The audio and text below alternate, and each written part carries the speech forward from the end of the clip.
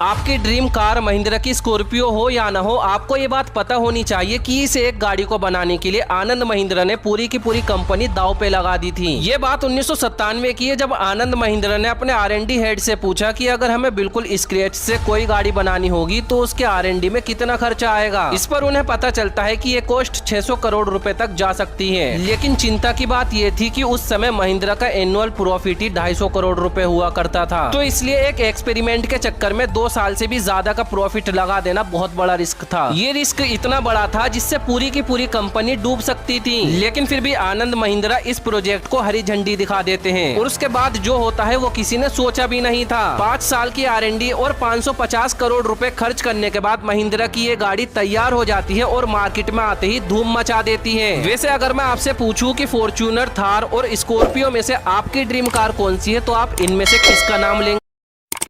आपकी dream car Mahindra की Scorpio हो या ना हो, आपको ये बात पता होनी चाहिए कि इस एक गाड़ी को बनाने के लिए आनंद महिंद्रा ने पूरी की पूरी कंपनी दांव पे लगा दी थी। ये बात 1997 की है, जब आनंद महिंद्रा ने अपने R&D हेड से पूछा कि अगर हमें बिल्कुल स्क्रैच से कोई गाड़ी बनानी होगी तो उसके R&D में कितना खर्चा आएगा। इस पर उन्हें पता चलता है कि ये कॉस्ट 600 करोड़ रुपए तक जा सकती है। लेकिन चिंता की बात ये थी कि उस समय महिंद्रा का एनुअल प्रॉफिट ही 250 करोड़ रुपए हुआ करता था। तो इसलिए एक एक्सपेरिमेंट के चक्कर में 2 साल से भी ज्यादा का प्रॉफिट लगा देना बहुत बड़ा रिस्क था। ये रिस्क इतना बड़ा था जिससे पूरी की पूरी कंपनी डूब सकती थी। लेकिन फिर भी आनंद महिंद्रा इस प्रोजेक्ट को हरी झंडी दिखा देते हैं और उसके बाद जो होता है वो किसी ने सोचा भी नहीं था। 5 साल की R&D और 550 करोड़ रुपए खर्च करने के बाद महिंद्रा की ये गाड़ी तैयार हो जाती है और मार्केट में आते ही धूम मचा देती है। वैसे अगर मैं आपसे पूछूं कि फॉर्च्यूनर, थार और स्कॉर्पियो में से आपकी ड्रीम कार कौन सी है, तो आप इनमें से किसका नाम लेंगे?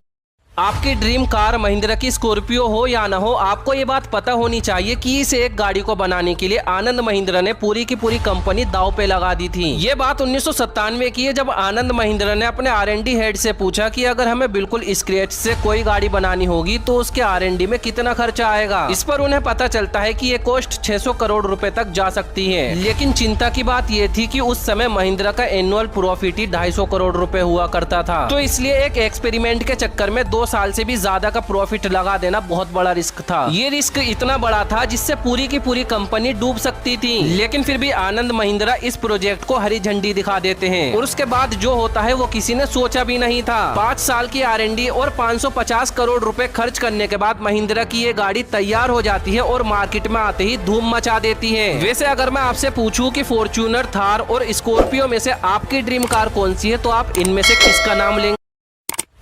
आपकी ड्रीम कार महिंद्रा की स्कॉर्पियो हो या ना हो, आपको ये बात पता होनी चाहिए कि इस एक गाड़ी को बनाने के लिए आनंद महिंद्रा ने पूरी की पूरी कंपनी दांव पे लगा दी थी। ये बात 1997 की है, जब आनंद महिंद्रा ने अपने R&D हेड से पूछा कि अगर हमें बिल्कुल स्क्रैच से कोई गाड़ी बनानी होगी तो उसके R&D में कितना खर्चा आएगा। इस पर उन्हें पता चलता है कि ये कॉस्ट 600 करोड़ रुपए तक जा सकती है। लेकिन चिंता की बात ये थी कि उस समय महिंद्रा का एनुअल प्रॉफिट ही 250 करोड़ रुपए हुआ करता था। तो इसलिए एक एक्सपेरिमेंट के चक्कर में 2 साल से भी ज्यादा का प्रॉफिट लगा देना बहुत बड़ा रिस्क था। ये रिस्क इतना बड़ा था जिससे पूरी की पूरी कंपनी डूब सकती थी। लेकिन फिर भी आनंद महिंद्रा इस प्रोजेक्ट को हरी झंडी दिखा देते हैं और उसके बाद जो होता है वो किसी ने सोचा भी नहीं था। 5 साल की R&D और 550 करोड़ रुपए खर्च करने के बाद महिंद्रा की ये गाड़ी तैयार हो जाती है और मार्केट में आते ही धूम मचा देती है। वैसे अगर मैं आपसे पूछूं कि फॉर्च्यूनर, थार और स्कॉर्पियो में से आपकी ड्रीम कार कौन सी है, तो आप इनमें से किसका नाम लेंगे?